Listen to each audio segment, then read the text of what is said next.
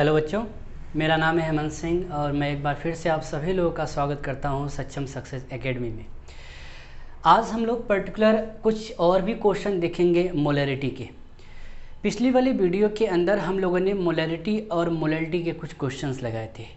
उस क्वेश्चंस में हम लोगों ने ज़्यादातर क्वेश्चन मोलैरिटी के लगाए थे, जिसके अंतर्गत अगर आपको मोल दे दे, वॉल्यूम ऑफ सोल्यूशन दे दे तो मोलैरिटी को कैसे फाइंड आउट करेंगे, वेट दे दे, वॉल्यूम ऑफ सोल्यूशन दे दे तब मोलैरिटी को कैसे फाइंड आउट करेंगे, आपको ये दोनों ना दे अर्थात नंबर ऑफ मॉलिक्यूल्स दे दे तब मोलैरिटी को कैसे फाइंड आउट करेंगे। कुछ और भी क्वेश्चंस हम लोगों ने इस तरीके से देखे थे। आज हम लोग उसी के कुछ एडवांस क्वेश्चन या कहिए एनसीईआरटी बेस्ड क्वेश्चन को जो छूटे हुए हैं उनको देखने का काम करेंगे। अर्थात कुछ परसेंटेज के क्वेश्चन लेंगे जो हम लोगों ने by mass percentage, by volume percentage चीज़ें पढ़ी थी, उसका यूज करेंगे और उसी के हिसाब से मोलैरिटी और मोलैलिटी के क्वेश्चन को लगाएंगे। देखिएगा, अगर पर्टिकुलर क्या है, हमें मोलैरिटी पूछेगा, हमें क्वेश्चन में क्या देगा, वो कहेगा कि क्वेश्चन में कोई सल्यूट है, NaOH है, KOH है, ग्लूकोज है, कुछ भी इस तरह देगा।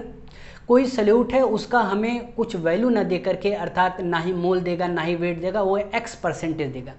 10% दे दिया, 20% दे दिया, ऐसा कुछ दे देगा नहीं। और बाद में उसका एक और वैल्यू देगा अर्थात डेंसिटी की वैल्यू देगा। डेंसिटी देगा अर्थात मैंने डी लिखा, कुछ भी दे सकता है, 1.6 ग्राम पर ml, 1.2 ग्राम per ml, D gram per ml आपको क्या देगा, डेंसिटी देगा। तो इन दो पर्टिकुलर क्वांटिटी के आधार पर, दो दिए गए वैल्यू के आधार पर हम मोलैरिटी को कैलकुलेट करने का काम करते हैं।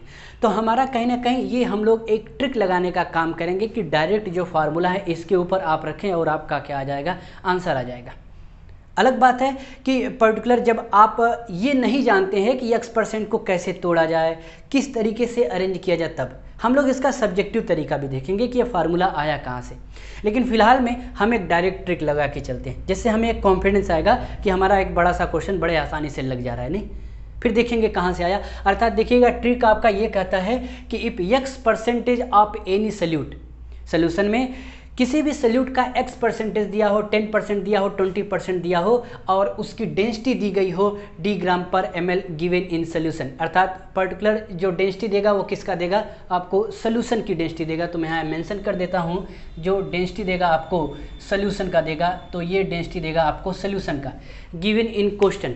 Then particular molarity of the solution is कैसे निकालेंगे, capital M equal to x% into का 10 इंटू का डेंसिटी लिखेंगे डी ग्राम पर ml और नीचे की तरफ डिनोमिनेटर में अपान में आप मॉलिकुलर मास लिखेंगे सल्यूट का। अगर NaOH होता है तो उसका मॉलिकुलर मास आपका 40 हो गया, H2SO4 होता है तो 98 हो गया, KOH हो गया तो 56 हो गया। नहीं तो आप अलग अलग जो भी सल्यूट का मॉलिकुलर मास होगा नीचे की तरफ रखेंगे। और जो परसेंटेज मिलेगा आपको, 10% मिला 10 की वैल्यू लिख देंगे यहाँ पर, 20% मिला 20 की वैल्यू लिख देंगे यहाँ पर, 20 पुट आउट कर देंगे। और ये 10 आपका एक कॉमन है जो कि हम देखेंगे कैलकुलेशन में कहाँ से आया। और ये जो डेंसिटी दी जाएगी सोल्यूशन की डी ग्राम पर ml, उसको हम लोग लिखने का काम करेंगे। तो आपको दो चीज़, मोलैरिटी तब आप पर्टिकुलर इस फार्मूले का तब यूज करेंगे when x% of any solute and density of solution D gram per ml is given in question. तो डी ग्राम पर ml याद रखिएगा, डेंसिटी किसका दिया रहेगा, सोल्यूशन का। तो if x% of any solute and its, मैं इट्स हटा देता हूँ यहाँ पर, ये ऐसा लग रहा है कि सल्यूट का है, तो इस तरह से हो जाएगा density D gram per ml of solution given in question. Then molarity आप निकाल सकते हैं, m equal to x% into 10 into density D gram per ml और नीचे मोलर मास या मॉलिकुलर मास ऑफ सल्यूट। आइए इसी के पर्टिकुलर पोर्शन पर लेकर के हम कुछ क्वेश्चन को सॉल्व करने का काम करते हैं। देखिएगा, देखिए बच्चों, हमारे सामने एक परसेंटेज वाला क्वेश्चन लेते हैं जिसमें आपको परसेंटेज देगा और डेंसिटी देगा और मोलैरिटी हमको क्या करनी रहेगी, कैलकुलेट करनी रहेगी। तो देखिएगा क्या लिखा है क्वेश्चन, सबसे पहले पढ़ते हैं फिर अपना तरीका लगाते हैं कि किस तरीके से इसको सॉल्व किया जाएगा। देखिएगा, हमको क्वेश्चन दिया पड़ा कि कैलकुलेट द मोलैरिटी, हमको इसमें मोलैरिटी कैलकुलेट करनी है if the density of 10% by mass KOH solution is 1.6 gram per ml। तो आपको देखिए इसमें क्या क्या दिया, हमको मोलैरिटी इस पर कैलकुलेट करनी है। इसमें आपको जो डेंसिटी ऑफ 10% बाई मास, तो ये आपको परसेंटेज दे दिया 10% by mass of KOH solution. और उस सोल्यूशन की जो डेंसिटी है, देखिए डेंसिटी ऑफ सोल्यूशन दिया है हमको इज 1.6 ग्राम पर ml। तो यही तो हम चाहते हैं कि जो डेंसिटी हो उस सोल्यूशन की हो ग्राम पर ml में, और हमारा x परसेंटेज कितना दे दिया, 10% दे दिया, और मोलर मास ऑफ सॉल्यूट आप इसमें पुट आउट करें और आपका क्या आ जाएगा, आंसर आ जाएगा। नहीं, अगर इस ट्रिक वाले फार्मूले के अंदर असल में कहा जाए तो ये निश्चित ही हमारे कैलकुलेशन के बीच में जो लगा हुआ फार्मूला है, जब हम कैलकुलेशन करेंगे अभी सब्जेक्टिव का, तो उसके बीच में हम इसको फाइंड आउट करेंगे और देखेंगे कि ये आया कहाँ से। नहीं, लेकिन ये हमें कैलकुलेशन को बचाता है। अगर आप ऑब्जेक्टिव क्वेश्चन कर रहे हो तो बड़ा आसानी से वैल्यू को रखेंगे और आपका क्या आ जाएगा, आंसर आ जाएगा। लेकिन जब बोर्ड एग्जाम देना हो, सब्जेक्टिव देना हो, तब हो सकता है हमें सब्जेक्टिव कैलकुलेशन करना पड़े। नहीं, इस तरह काम नहीं चलेगा ट्रिक से। तो ओवरऑल इस वाले फार्मूले में अगर हम लोग इस वैल्यू को रखें तो हमें जो परसेंटेज दिया वो 10%, डेंसिटी कितनी दी 1.6 ग्राम पर ml। तो देखिएगा मोलरिटी इज इक्वल टू हम लोग x परसेंटेज रख देते हैं। x परसेंटेज कितना है 10%, तो यहाँ पे हम लोगों ने रख दिया 10%। 10% अर्थात x परसेंटेज में सिर्फ 10% क्या रखेंगे, 10 वैल्यू रखेंगे, ठीक है। और इनटू का क्या रखा हम लोगों ने 10 जो कि कॉमन है, और डेंसिटी कितनी दी हमको 1.6 ग्राम पर ml। तो यहाँ पर हम लोगों ने लिखा 1.6 इस तरीके से। नीचे की तरफ सल्यूट का मोलर मास या मॉलिक्यूलर मास लिखना है। तो आप देखिए इसमें सल्यूट का उन्हें QH है। QH का जो मॉलिक्यूलर मास होता है 56 होता है, पोटेशियम का 39, ऑक्सीजन का 16 और हाइड्रोजन का 1, सभी को जोड़ेंगे तो आप QH का पोटेशियम हाइड्रोक्साइड का मॉलिक्यूलर मास कितना आ जाएगा 56। 56 को यहाँ पुट आउट करने का काम करते हैं, 56 को पुट करते हैं। चलिए इसको आप काटे पीटेंगे और आपका क्या आ जाएगा, आंसर आ जाएगा। तो थोड़ा सा इसको कटपिट करते हैं। जैसे देखिए ये लिखा पड़ा, ये पॉइंट अगर नहीं दिख रहा है तो मैं इसको थोड़ा सा डार्क कर देता हूँ। ये 1.6 है, मैं इस पॉइंट को पर्टिकुलर हटा देता हूँ, इस पर्टिकुलर 10 से, एक 0 से। उसके बाद ये हमारा 16 है तो ये हमारा 2 से चला जाएगा, 2 से ये 8 और 2 से ये 28। फिर ये हमारा 4 से चला जाएगा, 4 के 4, 4 दूना 8, और ये हमारा हो जाएगा 4 सते 28। यहाँ पर देखिए 2, यहाँ पर हमारा 20 अर्थात 10, ये हो जाएगा 2 × 10/7 अर्थात हम लोग लिख सकते हैं 20/7। जब आप इसको सॉल्व करेंगे तो आपका आंसर आ जाएगा 2.85। तो मैं यहाँ पे आंसर लिख देता हूँ 2.85, अर्थात क्या निकाले, मोलरिटी। तो 2.85 क्या आ जाएगा, मोल पर लीटर। इस तरीके से आपका आंसर आ जाएगा। तो ये हमारा कैलकुलेशन हुआ डायरेक्ट ट्रिक के हिसाब से। लेकिन इसी कैलकुलेशन को जब आप सब्जेक्टिव तरीके से करेंगे तो कैसे करेंगे। ओवरऑल ये हमारा बताना एक पोर्शन था कि आपने ट्रिक से लगा लिया, लेकिन आपको ट्रिक याद हो या ना हो कोई फर्क नहीं पड़ता ना, लेकिन सब्जेक्टिव तरीका याद होना चाहिए। तो सब्जेक्टिव तरीका कैसे लगाएंगे, सबसे पहले जो 10% by mass of QH solution दिया है, बताइए पिछले वाले क्वेश्चन के अंदर मोलरिटी जब निकालते थे हम लोग तो मोल मिल जाता था, वेट मिल जाता था, और हम लोग बड़े आसानी से उसको क्या कर लेते थे, सॉल्व कर लेते थे। लेकिन हम पढ़ रहे हैं क्वेश्चन को तो ना ही वेट नज़र आ रहा है ना ही मोल नज़र आ रहा है, तो मोलरिटी को कैसे सॉल्व किया जाए। अर्थात क्या है, मैंने आपसे कहा था जब परसेंटेज लिखा हो तो सारी इन्फॉर्मेशन परसेंटेज में छिपी होती है। तो 10% बाई मास QH सोल्यूशन को यदि आप तोड़ें तो मैं तोड़ता हूँ 10% by mass QH solution means क्या मतलब होता है इसका, 10 gram of QH present in 100 gram of solution. तो इसका मतलब होता है 10 gram of QH potassium hydroxide present in 100 gram of solution,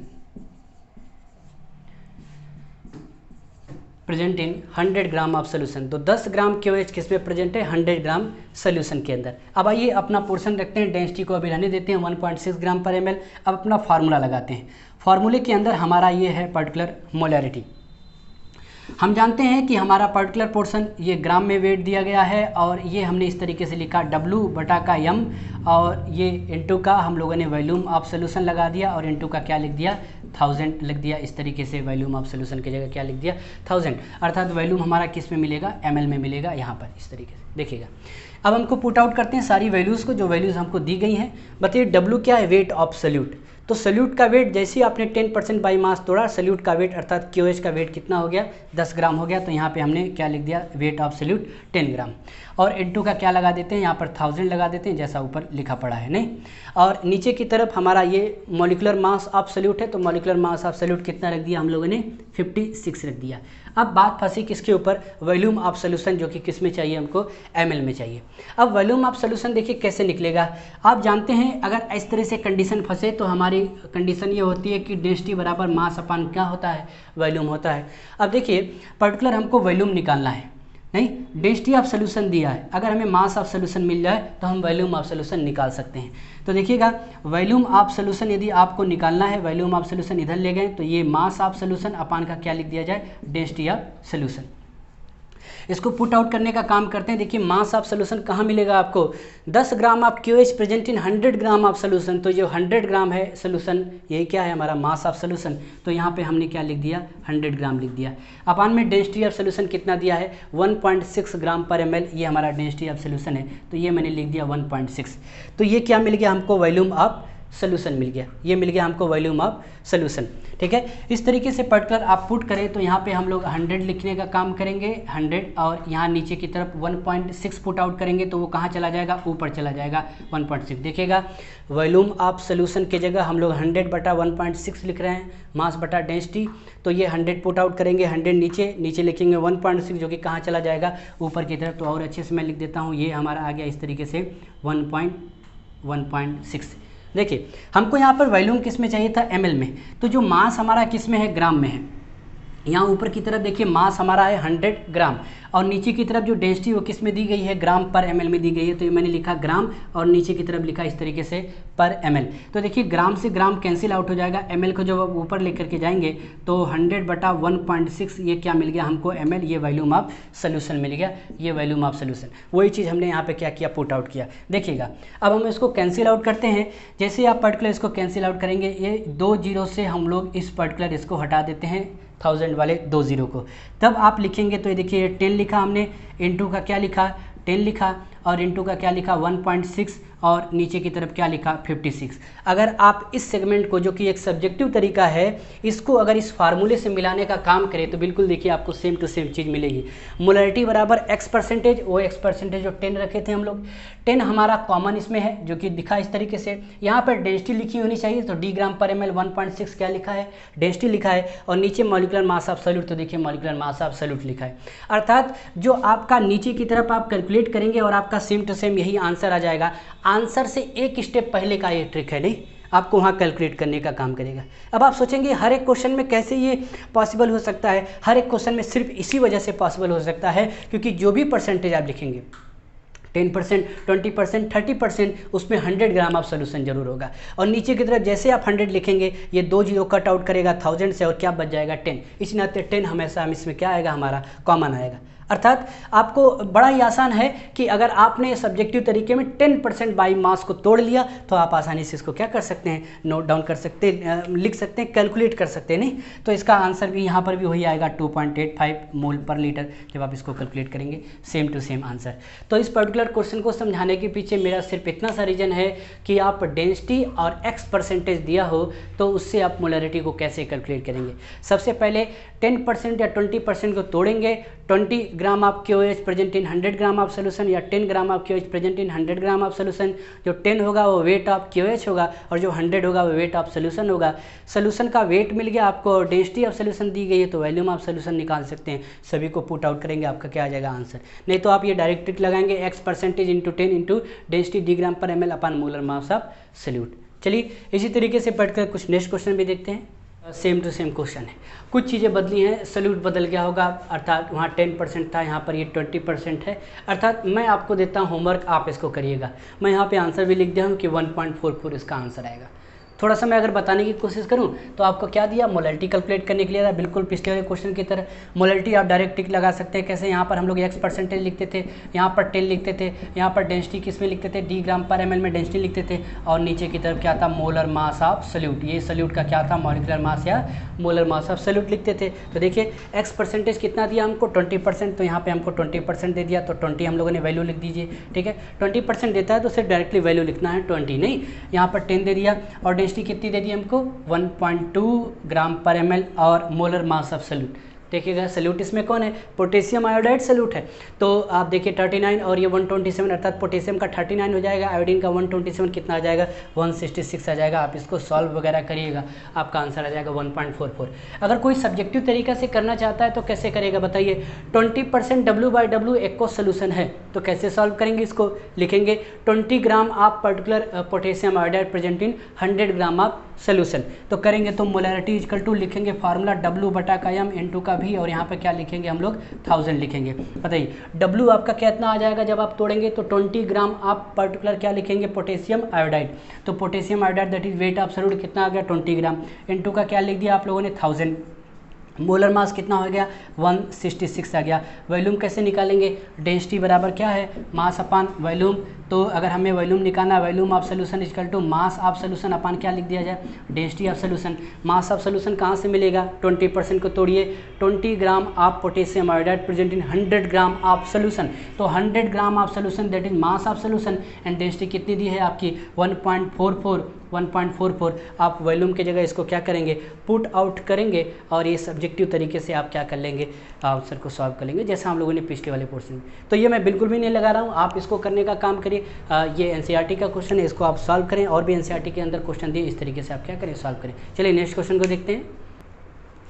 चलिए बच्चों, अभी तक हम लोगों ने मोलैरिटी के क्वेश्चन को देखा, उसके अंतर्गत हम लोग देख रहे थे कि हमको या भी परसेंटेज दे दे 10%, 20%, और आपको डेंसिटी दे दे, तो आप डायरेक्ट ट्रिक से या सब्जेक्टिव तरीके से बड़े आसान से मोलैरिटी को क्या कर सकते हैं, कैलकुलेट कर सकते हैं।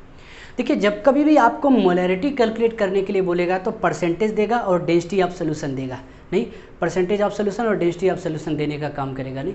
लेकिन अगर आपको क्वेश्चन बाय मास परसेंटेज का हो, मोलैरिटी ना कैलकुलेट करवा करके मोलैरिटी कैलकुलेट करने के लिए बोलेगा, तो एक चीज़ मिसिंग रहेगी, डेंसिटी नहीं, क्योंकि उसके फॉर्मूले में हमें ज़रूरत भी नहीं पड़ेगी। अच्छा देखिए पढ़ते हैं क्वेश्चन को। Calculate the molarity of solution of glucose. एक ग्लूकोज सोल्यूशन है, उसकी हमें मोलैरिटी कैलकुलेट करनी है। क्या मोलैरिटी स्मॉल m कैलकुलेट करना है। Glucose solution in water which is 10% by mass, और वो ग्लूकोज सोल्यूशन इन वाटर कितना है 10% बाई मास है। तो सबसे पहले तो मैं फार्मूले को लिख लेता हूँ। फार्मूला आपका molarity small m is equal to क्या लिखा जा सकता है, हम लोग लिख सकते हैं weight of solute upon molecular mass of solute. वहाँ पर वॉल्यूम ऑफ सोल्यूशन था, यहाँ पर क्या लिखते हैं वेट ऑफ सॉल्वेंट लिखते हैं इन ग्राम। अगर यहाँ लिखा तो ऊपर की तरफ क्या लगा देते हैं 1000 के केजी में क्या कर ले, कन्वर्ट कर लें। तो ये फार्मूला हमारा इस तरीके से हो गया, जिसमें आप वेट ऑफ सॉल्वेंट को डायरेक्टली किस में पुट कर सकते हैं, ग्राम में पुट आउट कर सकते हैं। तो इस फार्मूले के अंदर रखेंगे हम लोग। लेकिन फिलहाल में इन्फॉर्मेशन कहाँ है बताइए, वेट ऑफ सोल्यूट कहाँ दिया हमको, तो हमें इसमें क्या करना पड़ेगा 10% बाई मास को तोड़ेंगे और हमको सारी इन्फॉर्मेशन मिल जाएगी। तो 10% बाई मास ग्लूकोज सोल्यूशन का क्या मतलब होता है, 10% by mass glucose solution means 10 gram of glucose, 10 gram of glucose present in 100 gram of solution. तो क्या लिख सकते हैं 10 gram of glucose present in 100 gram of solution. तो चलिए रखते हैं, क्या लिखा 10% बाई मास ऑफ ग्लूकोज का मतलब 10 gram of glucose present in 100 gram of solution. अब देखिए ग्लूकोज क्या इसमें सोल्यूट है, और सोल्यूट का वेट आपको कितना दिया है 10 ग्राम दिया है। तो यहाँ पर W हम लोग कितना रख देंगे 10 ग्राम रख देंगे यहाँ पर इस तरीके से, और ये हमारा कितना आ जाएगा 1000 आ जाएगा। और नीचे की तरफ हम लोग मोलिकुलर मास ऑफ सोल्यूट लेने का काम करेंगे। आप बताइए ग्लूकोज का फार्मूला C6H12O6, और उसका मोलिकुलर मास अगर आप कैलकुलेट कर लें तो कितना आ जाएगा 180 आ जाएगा। इस तरीके से क्या लिख दिया हम लोगों ने 180 लिख दिया। और इनटू का कैपिटल W क्या है हमारा वेट ऑफ सॉल्वेंट है। देखिएगा कैसे इसमें कैलकुलेट करेंगे वेट ऑफ सॉल्वेंट को। अगर हमको सोल्यूट का वेट दे दे और सोल्यूशन का वेट दे दे, तो क्या सोल्यूशन के वेट में से सोल्यूट के वेट को माइनस कर देंगे तो क्या मिल जाएगा, सॉल्वेंट का वेट मिल जाएगा। जैसे देखिएगा यहाँ पर हम लोग सोल्यूट लिखते हैं, यहाँ पर सॉल्वेंट लिखते हैं, बराबर का क्या लिख दें सोल्यूशन, बराबर का क्या लिख दिया हम लोगों ने सोल्यूशन। अब देखिए सोल्यूट का वेट आपको दिया है 10 ग्राम, और यहाँ पे सॉल्वेंट का वेट आपको क्या करना है निकालना है। सोल्यूशन का वेट हमारा कितना है 100 ग्राम में, तो बताइए सॉल्वेंट का वेट निकाला जा सकता है। यहाँ पर आपने सॉल्वेंट का वेट निकालेंगे 100 माइनस का 10 कितना मिल जाएगा हमको 90 ग्राम क्या मिल जाएगा सॉल्वेंट का वेट। अब सॉल्वेंट का वेट W आप यहाँ पे क्या पुट आउट करेंगे 90 ग्राम, इस तरीके से क्या कर दिया हम लोगों ने पुट कर दिया। अब इसको कैलकुलेट करने का काम करेंगे। आप एक जीरो से यहाँ पर इसको हटा सकते हैं, फिर एक जीरो से हम लोग इसको हटा दें, फिर और भी कट किया जाए तो यहाँ पर 2 से कट सकता है, यहाँ पर 2 से हमारा 50 आ जाएगा, और यहाँ पे 2 9 18 इस तरीके से आ जाएगा। देखिए 9 9 जा 81, तो ऊपर की तरफ ये हमारा 50 और यहाँ पर इस तरीके से आ जाएगा 81। आप डिवाइड वगैरह करेंगे, आपका आंसर मैंने यहाँ पे लिखा है 0.61 मोल पर केजी, आपका क्या आ जाएगा आंसर आ जाएगा 0.61 मोल पर केजी। मोल पर केजी क्यों लगा रहे हैं, क्योंकि मोलैरिटी की यूनिट क्या होती है मोल पर केजी। मोलैरिटी मोलैरिटी की यूनिट क्या होती है? मोल पर लीटर। तो इस तरीके से हम लोग मोल पर केजी लिखने का काम करें।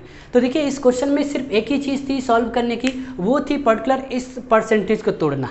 अर्थात 10% लिखा हो, 20% लिखा हो, 49% लिखा हो, तो हमेशा आप क्या करें, 10% लिखा तो 10 gram of solute present in 100 gram of solution. बस एक ही चीज़ होती है कि इस मोलैरिटी के फार्मूले में एक छुपा रहता है वेट ऑफ सॉल्वेंट। हम गलती यह करते हैं कि जैसे ही 10% को तोड़ा हम सोल्यूशन के ही मास को उठा करके यहाँ पर लिख देते हैं, लेकिन हमें यह समझना है कि capital W is the weight of solvent, and solvent का वेट आपको मिलेगा जब सोल्यूशन के वेट में से सोल्यूट का वेट आप क्या कर देंगे, उसमें से माइनस कर देंगे। नहीं, इस तरीके से अगर कल के लिए हमें क्वेश्चन मिल जाता है कि मान लेते हैं कि इस तरीके से मिला हमको कि मान लेते हैं कि 30% by mass of glucose solution, तो 30 gram of glucose present in 100 gram of solution लिखेंगे। अब सॉल्वेंट का वेट कितना बचेगा, 100 हो गया सोल्यूशन का, 30 हो गया सोल्यूट का, तो बचा कितना, 100 माइनस 30 अर्थात 70, नहीं तो 70 ग्राम हो जाएगा वेट ऑफ सॉल्वेंट। अर्थात परसेंटेज जो भी मिले 100 में से माइनस कर दीजिए, क्या मिल जाएगा आपको, वेट ऑफ सॉल्वेंट, और वही हम पुट करके क्या कर लेंगे, फाइंड आउट कर लेंगे मोलैरिटी को। चलिए इसी तरीके से नेक्स्ट क्वेश्चन देखते हैं हम लोग। देखिएगा बच्चों, बिल्कुल जैसे हम लोगों ने पिछला क्वेश्चन सॉल्व किया, बिल्कुल उसी तरीके से ये भी हमको सॉल्व करना है। तो ये मैं आपको होमवर्क देने का काम करता हूँ, आप इसको सॉल्व कर लें। अगर मैं क्वेश्चन को पढ़ूँ तो मैं कुछ इन्फॉर्मेशन आपको दे सकता हूँ कि जैसे कैलकुलेट द मोलैरिटी, आपको क्या कैलकुलेट करना है, मोलैरिटी कैलकुलेट करना है, तो स्मॉल m कैलकुलेट करना है, नहीं आप सोल्यूशन ऑफ NaOH, अर्थात NaOH इसमें क्या है, सॉल्यूट की तरह बिहेव कर रहा है इन वाटर, और वाटर क्या है, सॉल्वेंट, 20% W/W। अब अगर आप 20% W/W को तोड़ दें तो सारी इन्फॉर्मेशन मिल जाएंगे। क्या क्या मिलेगा, जैसे मोलैरिटी का फार्मूला आप लिख लें, W/m, N2 का ये क्या लिखा कैपिटल W, और N2 का क्या लिख लिया हम लोगों ने 1000, ये लिख लिया हम लोगों ने 1000, ये हमको लिखना है ग्राम में। तो आप इसको क्या कर सकते हैं, निकाल सकते हैं। कैसे, जैसे 20% W/W, 20% W/W और भी लिख सकते हैं, 20% W/W NaOH solution in water, means का क्या मतलब है, मीन्स इसका मतलब 20 gram of NaOH present in 100 gram of solution. 20 gram NaOH किस में प्रेजेंट है, 100 ग्राम सोल्यूशन के अंदर। या फिर क्या इसको इस तरह लिख सकते हैं, 80 ग्राम ऑफ सॉल्वेंट, ऐसा भी लिखा जा सकता है, क्योंकि अगर आप 100 में से 20 को माइनस कर दें, क्योंकि 20 क्या है, सोल्यूट का वेट है, और 100 क्या है, सोल्यूशन का वेट है, सोल्यूशन के वेट में से सोल्यूट के वेट को माइनस कर दीजिए, सॉल्वेंट का वेट आ जाएगा, और यही सॉल्वेंट का वेट को हमें यहाँ पे ज़रूरत होती है। बताइए W क्या है, वेट ऑफ सोल्यूट, तो weight of solute that is 20 gram of NaOH is the solute in solution, नहीं तो यहाँ पे लिख दिया हम लोगों ने 20, यहाँ पे क्या लिख दिया हम लोगों ने 1000, और यहाँ पे मोलर मास ऑफ, अर्थात sorry molecular mass of solute का मोलिकुलर मास NaOH बार बार कैलकुलेट किया, कितना आता है, NaOH का 40 आता है ना, सोडियम का 23, ऑक्सीजन का 16 और हाइड्रोजन का कितना 1, सभी को जोड़ेंगे 40 आएगा। और यहाँ पे capital W is the weight of solvent, कितना लिखेंगे हम लोग, 80 लिखने का काम करेंगे। बड़ा ही आसान सा कैलकुलेशन, इसको कैलकुलेट करेंगे आपका आंसर आ जाएगा 6.22 मोल पर केजी। नहीं तो इसको आप अच्छे से कैलकुलेट करने की कोशिश करिए। सबसे इंपॉर्टेंट इंटेंशन क्या रखिए कि इसको कैसे तोड़ेंगे, क्या दिया है और क्या निकालना है, सबसे इंपॉर्टेंट होता है हमारा ये particular weight of particular solvent. इस तरह चलिए इसी तरीके से नेक्स्ट क्वेश्चन देखने का काम करते हैं। चलिए बच्चों, नेक्स्ट क्वेश्चन को हम लोग देखते हैं। हमारे सामने ये 2 ऑब्जेक्टिव क्वेश्चन लिखे हुए हैं, बड़ा ही आसान है। इसको सिर्फ जो हम लोगों ने पिछला कॉन्सेप्ट पढ़ा उसको सिर्फ देखने के लिए कि हम कितना लगा पाते हैं। नहीं देखिएगा, एक कॉमन सा क्वेश्चन हर एक एग्ज़ाम में पूछा जाता है। नीट जो कि मेडिकल का एग्ज़ाम है, 3-4 साल उन्होंने लगातार एक क्वेश्चन को पूछा, टेम्परेचर डिपेंडेंट, टेम्परेचर इंडिपेंडेंट कौन क्वांटिटी है इसमें। तो मैंने आपको एक चीज़ बताया था, पहले क्वेश्चन पढ़ लेते हैं।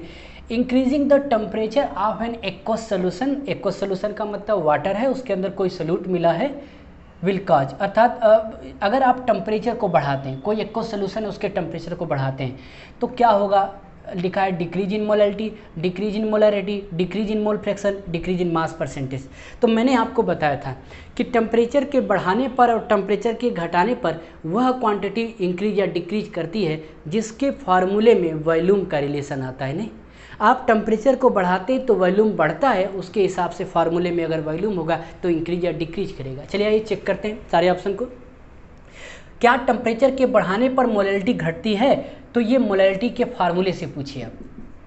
जब कभी भी मोलैरिटी का फार्मूला लिखेंगे तो मोलैरिटी का formula small m equal to क्या लिखेंगे, पर्टिकुलर मैं n/W लिख देता हूँ, n/ का capital W weight of solvent. तो देखिए इसके फार्मूले में कहीं पर भी वॉल्यूम नहीं आ रहा है, तो टेम्परेचर को बढ़ाएंगे या घटाएंगे, इस कंडीशन पर वेट इंक्रीज या डिक्रीज नहीं करता। वेट तो वेट है ना, वो सेम टू सेम रहेगा।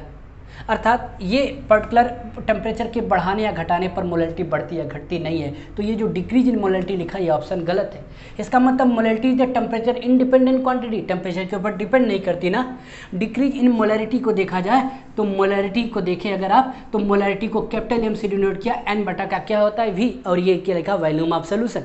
मैंने आपको बताया था कि अगर आप टेम्परेचर को बढ़ाने का काम करेंगे तो वॉल्यूम क्या करेगा, इंक्रीज करेगा।